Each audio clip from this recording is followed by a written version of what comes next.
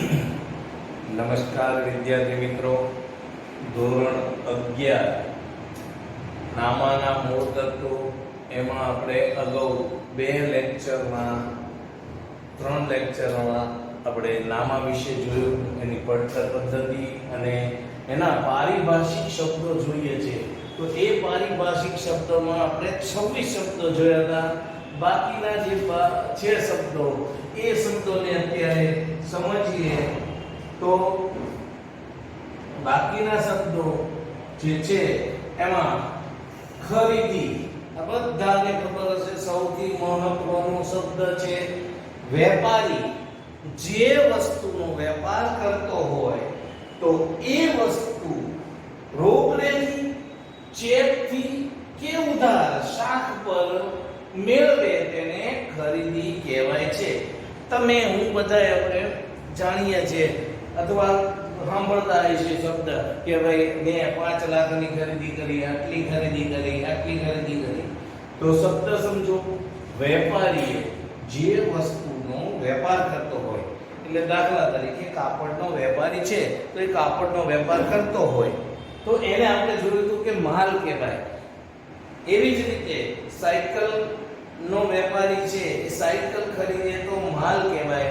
એટલે જે વેપાર કરતો હોય જે વસ્તુનો, એ વસ્તુ વેપારી જે વસ્તુનો વેપાર કરતો એ વસ્તુ, એટલે કે દાખલા તરીકે અહીંયા જોઈએ તો આપણે ઉદાહરણ જોયું કે કાપડનો વેપારી છે, કાપડ રોકડેથી, ચેકથી અથવા ઉધાર શાખ પર મેળવે છે તેને ખરીદી કહેવામાં આવે છે.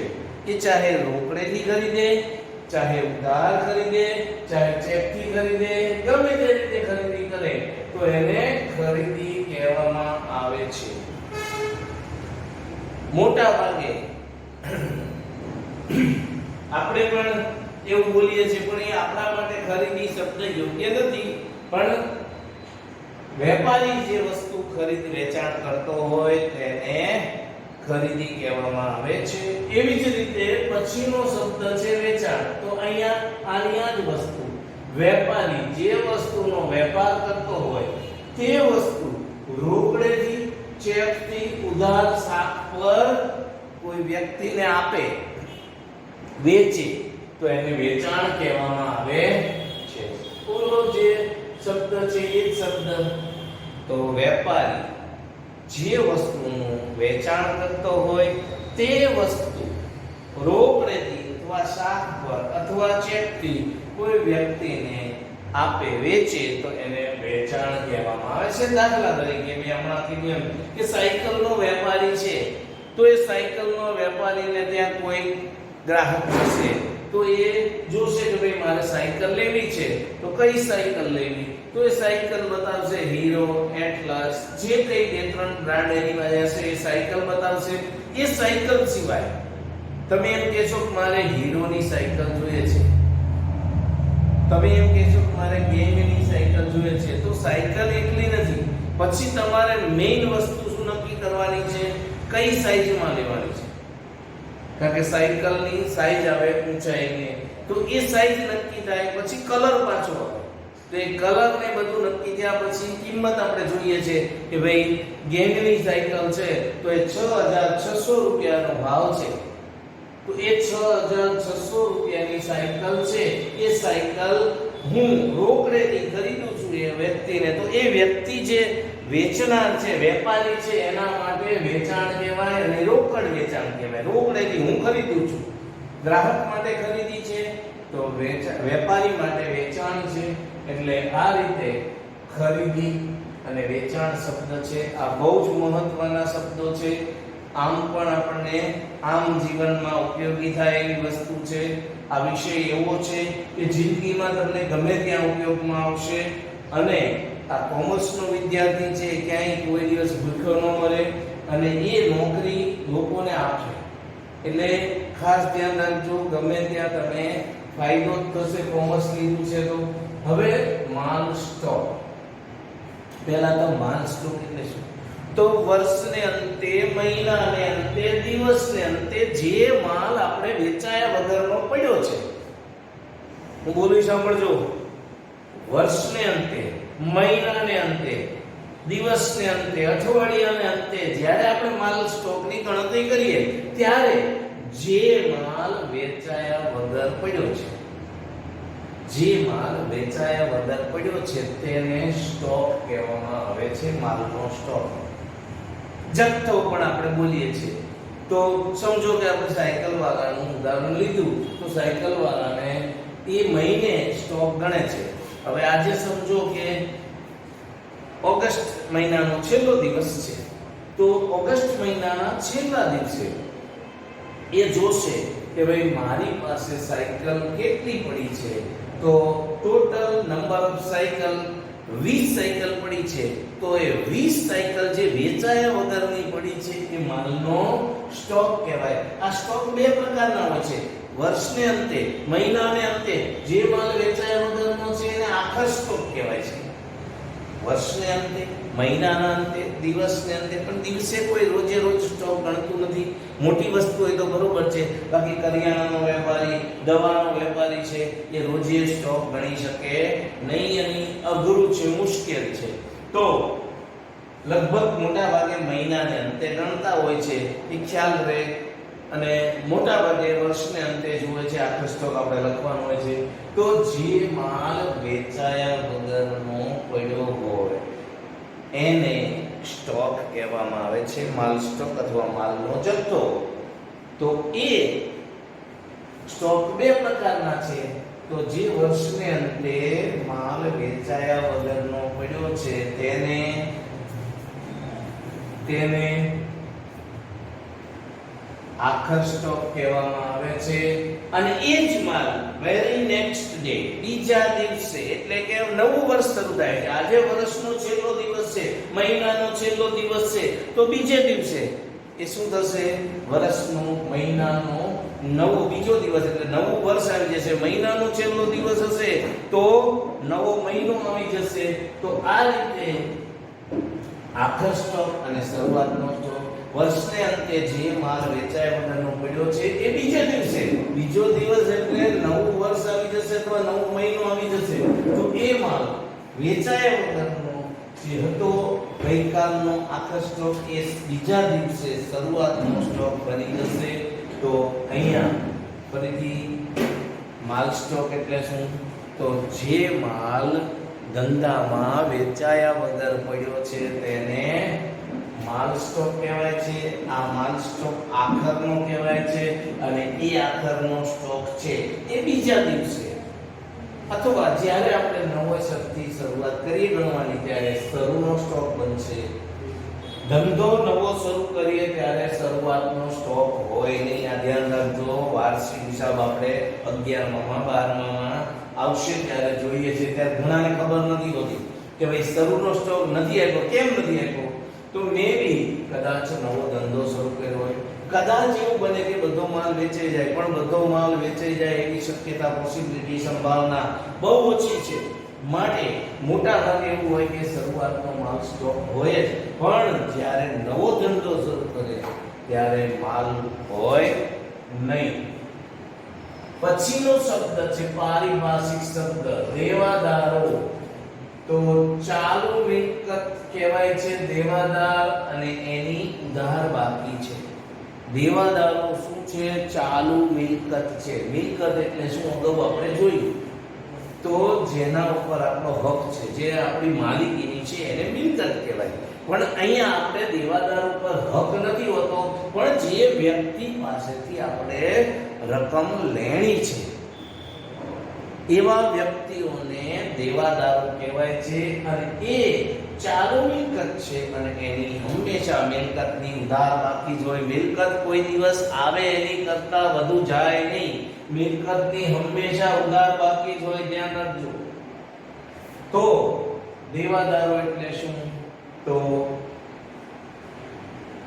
જે વ્યક્તિને આપણે ઉધાર કે સાખ પર માલ વેચ્યો હોય તો એવી વ્યક્તિઓના સમૂહને દેવાદારો કહેવામાં આવે છે. હવે એ જે વ્યક્તિને આપણે માલ શાખ પર ઉધાર વેચ્યો છે એ વ્યક્તિ આપણો દેવાદાર બને છે વ્યક્તિગત રીતે, અને જે સમૂહ છે એને દેવાદારો કહેવાય. તો હવે પછીનો શબ્દ છે લેણી હુંડી.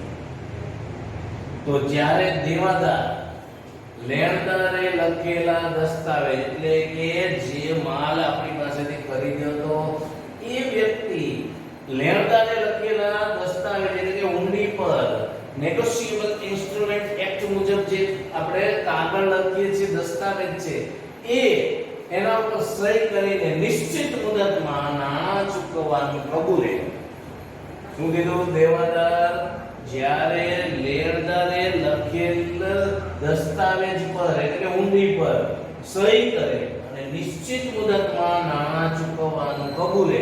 નિશ્ચિત મુદતમાં નિશ્ચિત રકમ અને એ દસ્તાવેજ સ્વીકારે તેને લેણી હુંડી કહેવાય. જો દસ્તાવેજનો સ્વીકાર ન થયો હોય તો એની કોઈ કિંમત નથી.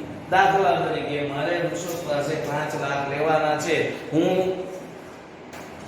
કાગળ લખી નાખું, પણ એ ઋષભ જ્યાં સુધી સ્વીકારશે નહીં ત્યાં સુધી એ કાગળ જ રહેશે, ત્યાં સુધી કોઈ એની સાબિતી ન થાય. બીજું કે એ સહી કરનાર હોવો જોઈએ. પછી આમાં નિશ્ચિત રકમ હોય, 5 લાખ 5 લાખ રૂપિયા મારે લેવાના છે ઋષભ પાસે, એવું ચાલે નહીં. નિશ્ચિત મુદત, પાછી મુદત નિશ્ચિત કે હવે 2 મહિનામાં મારે પૈસા જોઈએ, કે 2 મહિનાની અંદર તમારે નાણાં ચૂકવવાના છે. પછી આમાં 3 પક્ષકારો છે હુંડીમાં. એક હુંડી લખનાર એટલે કે અહીંયા હું વાત કરું છું એમાં હુંડી લખનાર મારે લેવાના છે એટલે હું બેલાની છે, અને દેવાદાર એટલે કે ઋષભ એ હુંડી સ્વીકારનાર થશે. અને ત્રીજો વ્યક્તિ સમજો કે એ વ્યક્તિ એ ઋષભ પાસેથી જે મને હુંડી મળી એ હુંડી મારે અન્ય કોઈ વ્યક્તિને નાણાં ચૂકવવાના છે. દાખલા તરીકે પરેશને મારે નાણાં ચૂકવવાના છે, તો એ હુંડી હું પરેશને આપું તો એ હુંડીના નાણાં પરેશ મેળવશે.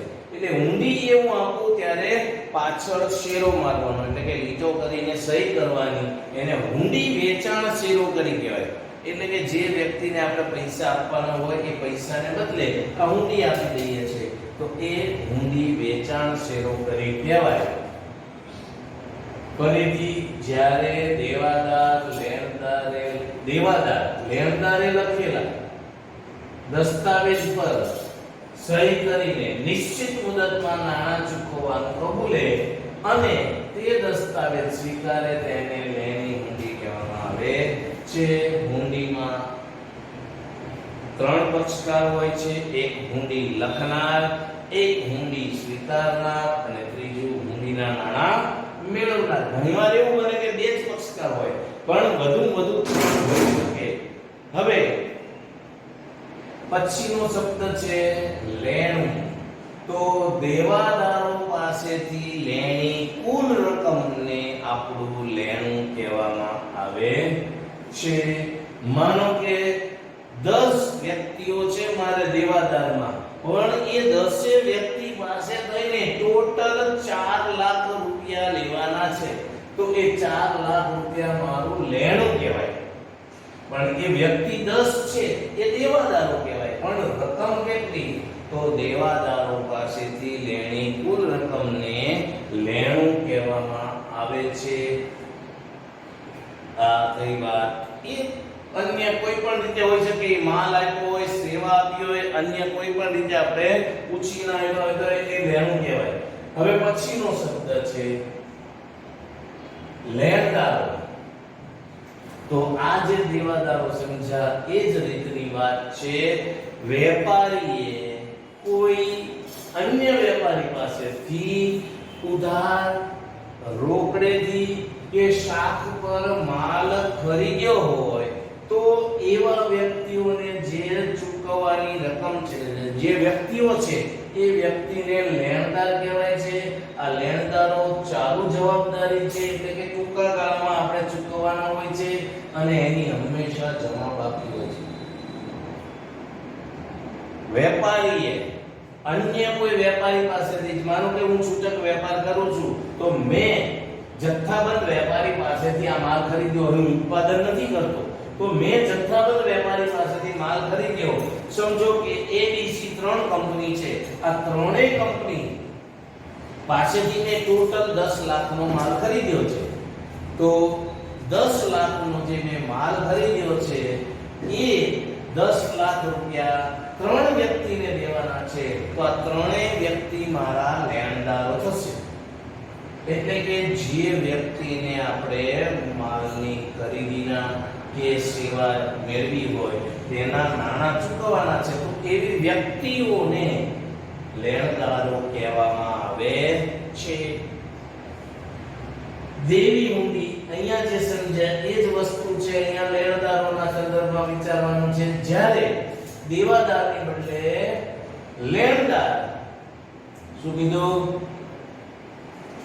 દેવાદારની બદલે લેણદાર. તો આ જ રીતે સમજો કે જ્યારે અહીંયા મેં તમને કીધું એમ કે ઋષભ માટે એ દેવી હુંડી હતી અને મારા માટે લેણી હુંડી હતી. તો એવી જ રીતે અહીંયા દેવી હુંડીમાં આપણે અહીંયા મેં હમણાં તમને ઉદાહરણ આપ્યું કે એબીસી 3 વ્યક્તિઓ પેઢી છે અને મારે 10 લાખ રૂપિયા ચૂકવવાના છે. તો સમજો એમાંથી એ વ્યક્તિ, એટલે કે જ્યારે લેણદાર આપણને બરોબર લેણદારે લખેલા દસ્તાવેજ પર સહી કરી, આપણે સહી કરીએ અને નિશ્ચિત મુદત નિશ્ચિત સમયે ચૂકવવાનું આપણે સ્વીકારીએ છીએ, તો આ જે સ્વીકારેલો દસ્તાવેજ છે એને દેવી હુંડી કહેવાય. અહીંયા સ્વીકારું છું હું, તો મારા માટે દેવી હુંડી છે. દાખલા તરીકે એ કંપનીએ મારા ઉપર 4,50,000 ની હુંડી લખી, તો એ 4,50,000 મારે એ કંપનીને દેવાના છે. એ ક્યારે હું સાબિત થશે? જ્યારે હું સ્વીકારીશ. તો એને લખી નાખી એનાથી કોઈ મતલબ નથી. તો એ તો 4,50,000 ને બદલે 45 લાખ લખી નાખે, તો એ યોગ્ય નથી. ત્યારે લખેલી હુંડીની રકમ, એટલે કે લેણદારે લખેલી હુંડી એ દેવાદાર સ્વીકારે, બરાબર? તો સ્વીકારનાર માટે એ દેવી હુંડી બને છે.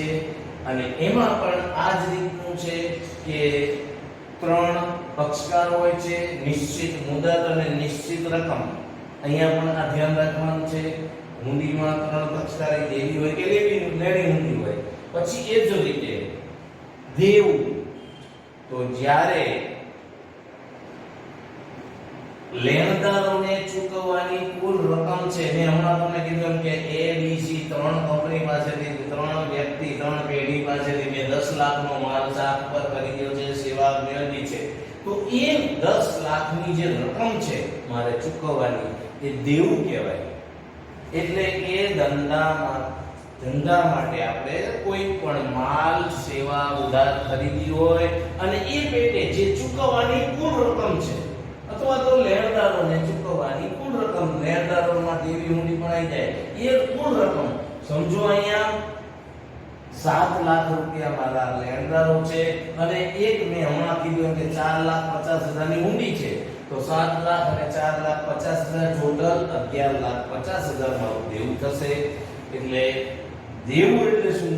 તો ધંધામાં લેણદારોને ચૂકવવાની કુલ રકમને દેવું કહેવામાં આવે છે. આ દેવામાં 2 પ્રકારના છે, એક લાંબા ગાળાનું, ટૂંકા ગાળાનું. પણ આપણે અહીંયા એ બધું અત્યારે નથી જોવાનું. તો હવે પછીનો શબ્દ છે પડતર. તો પછીનો શબ્દ છે પડતર.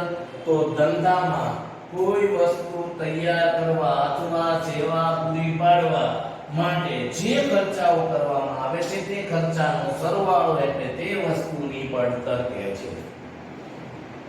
સમજો કે મારે ફર્નિચરનો ધંધો છે, તો હું સોફા બનાવું છું. તો સોફાની પડતર કેટલી? હું 50,000 માં વેચું છું સોફા, પણ એની પડતર કેટલી? તો એ પડતરમાં 3-4 વસ્તુઓનો સમાવેશ થાય, જેમાં કાચો માલ, માલ સામાન, પછી મજૂરી અને અન્ય જે ખર્ચાઓ છે એ. હવે સૌપ્રથમ મારે સોફા બનાવવા હોય તો એની પડતર નક્કી કરવી હોય તો પહેલા સૌપ્રથમ મારે શું જોઈએ? કાચો માલ જોઈએ. કાચો માલ એટલે લાકડું. લાકડું, પછી જે કપડું ઉપર લગાડીએ છીએ એ, પછી અંદર જે કે સ્પ્રિંગ ને મૂકવાનું હોય તો એ, અથવા તો અંદર આપણે ફોર્મ મૂકીએ છીએ જે ડનલોપનું ફોર્મ આવે એ. આ બધું સમજો કે ટોટલ 22,000 25,000 માં આવે છે કાચો માલ. હવે એમાં મજૂરી, તો એ તૈયાર કરવા માટે મજૂરી 7-8-10,000 રૂપિયા ચૂકવીએ છીએ. તો સમજો કે 10,000 ચૂકવે છે તો 22,000 રૂપિયા વસ્તુના, 10,000 રૂપિયા મજૂરી.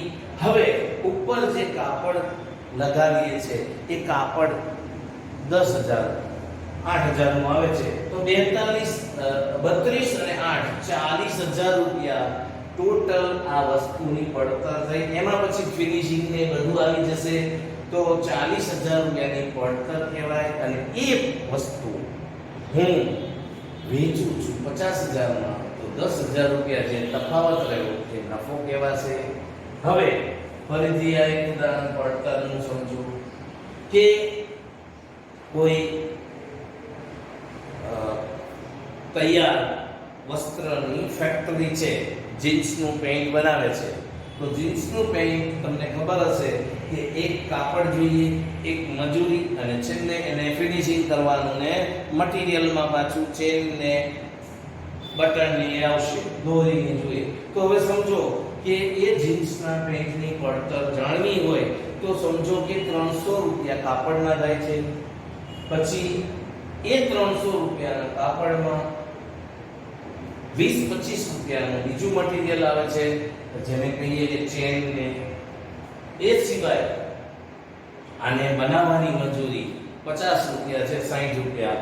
તો 300 રૂપિયાનું કાપડ, 50 રૂપિયા મજૂરી અને 20 રૂપિયા અન્ય ખર્ચ, એટલે 370 રૂપિયા છે એ એની પડતર થશે. પછી પેકિંગ ને અલગ છે, પેકિંગ ચાર્જ ને લગાડીને તો સમજો 400 રૂપિયામાં તૈયાર થતું હોય તો એ પેકિંગ ખર્ચ ને એ ઉમેરવાનો રહે, એટલે અન્ય પ્રકારના ખર્ચમાં એ આવશે. તો આ રીતે પડતર એટલે ફરીથી કોઈ પણ વસ્તુ અથવા તૈયાર કરવા અથવા સેવા આપણે પૂરી પાડવા માટે જે ખર્ચાઓ કરવામાં આવે છે તે ખર્ચાનો સરવાળો એટલે વસ્તુની પડતર કહે છે. સેવામાં શું આવશે? ડોક્ટર, વકીલ, શિક્ષક જે પીરિયડ લેવા આવે તો એ આવે ત્યારે એનો સમય બગડે. એ બાઇક લઈને આવે તો અથવા 4 વ્હીલ લઈને આવે તો એનો જે આવવાનો પેટ્રોલનો ખર્ચ છે, આ બધી વસ્તુ જે ગણે તો એ સેવા પૂરી પાડવા પાછળ એનો ખર્ચ થાય, એને સેવા પૂરી પાડવાનો ખર્ચ કહેવાય. પછીનો શબ્દ છે વાઉચર. તો વાઉચર એટલે શું? તો ધંધાકીય આર્થિક વ્યવહારનો પુરાવો એટલે વાઉચર. ધંધાકીય કોઈ પણ વ્યવહાર થયો છે, એનો આર્થિક વ્યવહાર થયો છે એનો લેખિત દસ્તાવેજી પુરાવો એટલે એને વાઉચર કહેવાય. તમે શાળામાં એડમિશન લીધું, 10મું પાસ થઈને 11માં, તો એ એડમિશન લીધું એની સાબિતી શું?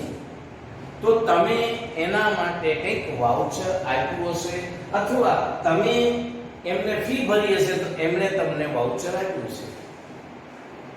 તો તમે એડમિશન લીધું છે એના માટે તમે શું ડોક્યુમેન્ટ આપ્યા? 10માનું પરિણામ પત્રકની ઝેરોક્સ, પછી 10માનું જે એલસી તમને સ્કૂલમાંથી આપ્યું હોય એ ઓરિજિનલ આપવું પડે છે. અને એવી જ રીતે ફર્સ્ટ એટેમ્પ્ટ, પહેલી ટ્રાય તમે પરીક્ષા પસાર કરી છે એનું પ્રમાણપત્ર. આ 3 ડોક્યુમેન્ટ આપો અને ફી ભરી દો છો તો તમને જે ફી ભર્યાની પહોંચ આપે છે એ પહોંચ શું છે? વાઉચર કહેવાય છે. એટલે કે ધંધાકીય વ્યવહાર, આર્થિક વ્યવહારનો પુરાવો એટલે વાઉચર. કોઈ પણ ધંધામાં આર્થિક વ્યવહાર થયો છે, કર્મચારીને પગાર ચૂકવો તો એને લેખિત નોંધ કરી હોય તેને શું કહેવાય છે? વાઉચર કહેવામાં આવે છે. એવી રીતે મજૂરને મજૂરી ચૂકવો છો તો પણ વાઉચર છે. પૈસા બેંકમાં ભર્યા હોય આપણે તો એ બેંકમાં પૈસા ભરો તો તમને બેંક એક અડધું કાગળિયું આપે છે, બરાબર? તો એક જે કાગળ છે તમે જમા ચિઠ્ઠી ભરો છો તો એમાં 2 પાર્ટમાં હોય છે. તો એ એક પાર્ટ તમને આપે છે, એ પણ એક વાઉચર છે કે તમે બેંકમાં ભર્યા છે. એમાં બેંકનો સિક્કો હોય અને કર્મચારીની સહી હોય છે. તો આ રીતે વ્યવહારનો પ્રકાર નક્કી કરીને ખાતાના નિયમને આધારે ચોપડામાં જો વાઉચર ઉપરથી શું થાય છે વાઉચર ઉપરથી વ્યવહારનો પ્રકાર નક્કી થાય છે કે ભાઈ રોકડ વ્યવહાર છે, શાખનો વ્યવહાર છે, ઉધાર વ્યવહાર છે અને એના આધારે ખાતાનો નિયમ નક્કી કરીને એની ચોપડામાં નોંધ થાય છે. વાઉચર એટલે આ જે ડોક્યુમેન્ટ છે એના ઉપરથી શું કરવાનું છે વ્યવહારનો પ્રકાર નક્કી કરવાનો, રોકડ છે કે ઉધાર છે, શાખનો છે, ખરીદીનો છે કે વેચાણનો વ્યવહાર છે, આ બધા વ્યવહાર ઉપર નક્કી કરી પછી ખાતાના નિયમો છે. 3 પ્રકારના ખાતા છે આપણે પછી ભણશું. તો 3 પ્રકારના ખાતામાં પહેલું ખાતું વ્યક્તિ ખાતું, બીજું માલ મિલકત ખાતું અને ત્રીજું ઉપજ ખર્ચ ખાતું. તો વ્યક્તિ ખાતાનો નિયમ છે લાભ લેનાર ખાતે ઉધાર અને લાભ આપનાર ખાતે જમા.